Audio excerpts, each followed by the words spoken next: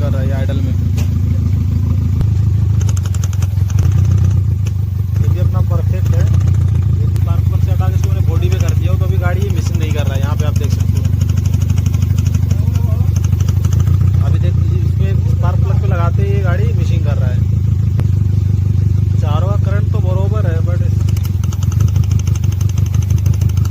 2 number cylinder और 3 number cylinder में अपने को प्रॉब्लम लग रहा है इसका। तो मैं इसका स्पार्क प्लग खोल के चेक करने वाला हूँ। इसके लिए मिसिंग कर रहा है। यहाँ पे देख सकते हो ये एक बेटा देख सकते कैसा ब्लॉक हो चुका है। तो इसमें क्या है ना 3 नंबर सिलेंडर में इसका स्पार्किंग बरोबर नहीं हो रहा है। इसके लिए अपना गाड़ी मिसिंग कर रहा है। यहाँ पे आप देख सकते हो इसमें हमने कुछ एक्स्ट्रा पार्ट कोई डाला नहीं, सिर्फ स्पार्क प्लग को क्लीन करके फिटिंग कर दिया क्योंकि उसका पॉइंट जो है ना पॉइंट ब्लॉक हो गया था। इसकी वजह से ये मिसिंग कर रहा था।